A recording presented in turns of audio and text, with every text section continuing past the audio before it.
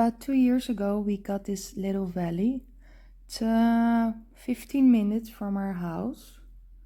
So, well, we thought, let's get a caravan so we can relax, chill out, and maybe sleep.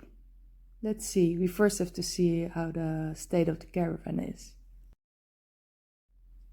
We found it then on an ad on Facebook, and it was only 10 minutes away from us, so we were quite lucky. And yeah, let's start cleaning it out, because there's a lot of stuff inside it. I found a tent inside it that you can put in front of the caravan where I enter the door. And I think you can use it to sit in the shade when it rains. At the moment there are 2 beds inside it, and that's a bit too much because we're only the 2 of us. And I measured them and they're like 170 and I'm 180. So that's impossible. Maybe they were for children, probably. So probably I will take the top bed out, and then underneath we can use the couch. It would be really handy. This would be like an old laboratory where you can clean yourself up. Not sure what we're going to do with that. Here's the kitchen. It's really cute. And they made it quite handy.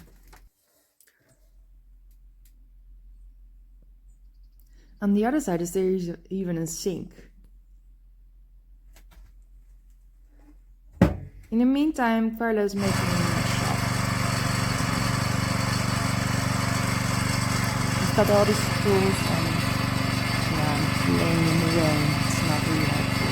He put some plastic on top. It's not working. So we decided to make something more stable and fixed. We have to get some working materials down. And this transporter is really handy. We can really recommend it. Because our hill is quite steep. And to carry everything up and down, it's heavy. So we decided to get this transporter, and you can put wood in and everything. You can carry a couple of 100 kilos, so it's wonderful.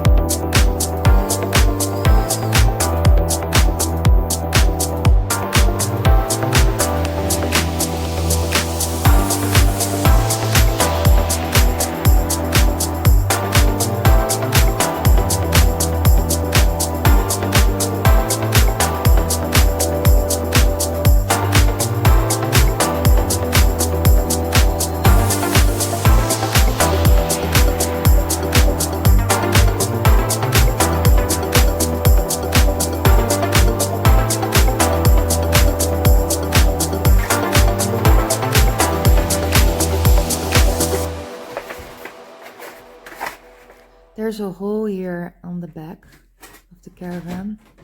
And I'm sure we have to fix it. So I'm already looking on YouTube for some do-it-yourself tips and hints or tricks. So if you know any, please help out, because this is our first caravan. So no experience whatsoever.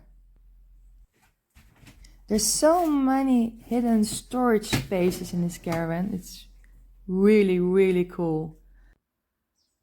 So we got the Louisiana 380. It's so funny.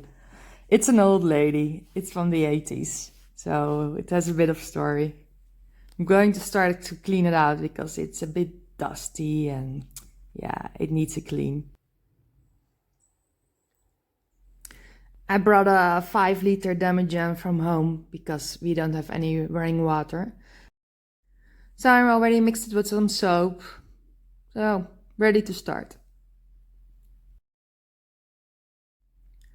Fortunately, it's not that filthy as I thought, so it will be a quick clean.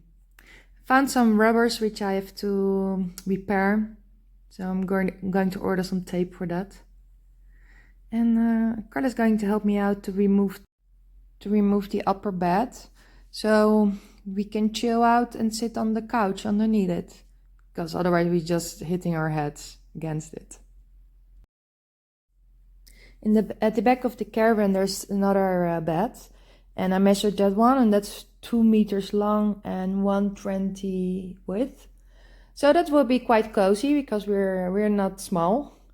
But yeah, with the two of us, I think we can fit in. It will be lots of fun to sleep over there and wake up in nature, in our olive grove, and we're surrounded by olive trees that like 100, 200 years old. So that would be a dream come true. Beside the olive trees, we have about 10 fig trees and some apples. Mela Rosa they're called. They're autochthon from the region. And we've got a small vineyard. I replanted some vines, but last summer and the summer before it was so dry and we don't have any water. So hopefully a couple of them survived. I'm going to check on later to see if they're still alive. Hopefully, because I would love to make some wine.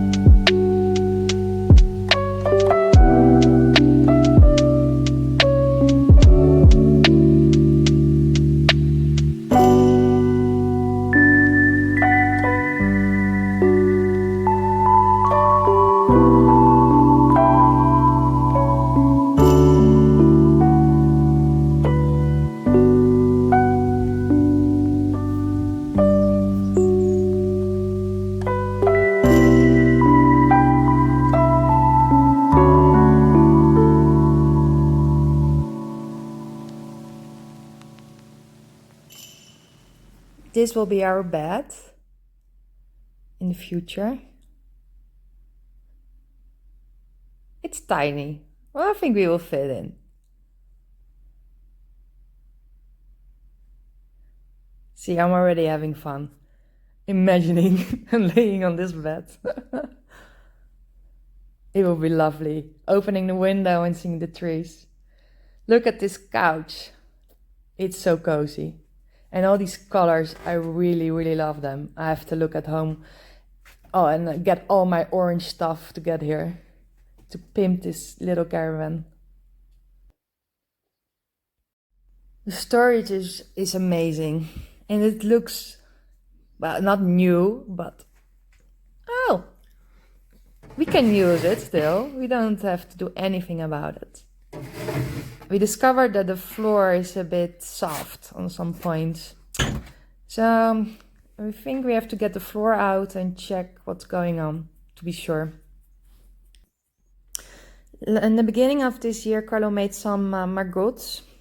That's a system to duplicate a tree.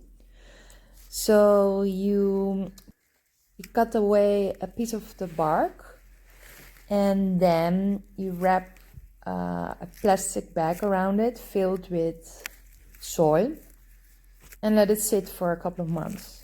And as you can see, when we open it, it made new roots, and that's really cool. We tried it with a lot of fruit trees, and I have to say a lot of them are working. Even with the lemon trees, you can make a copy of the tree you have. And it's wonderful because you don't have to buy a new tree. It gives you the exact same tree. And the branch, if you take a big branch, it's a 3 foot, which is already 2 years old.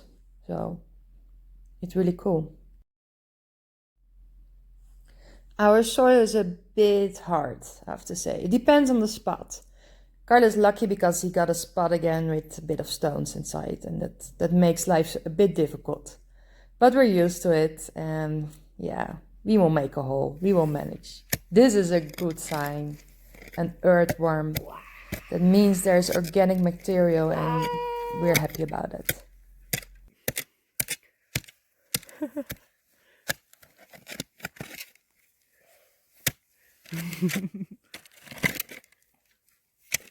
Yeah. Wow.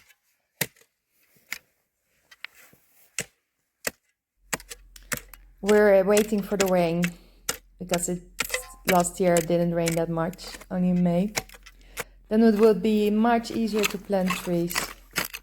But yeah, we're stubborn. We want to plant this tree.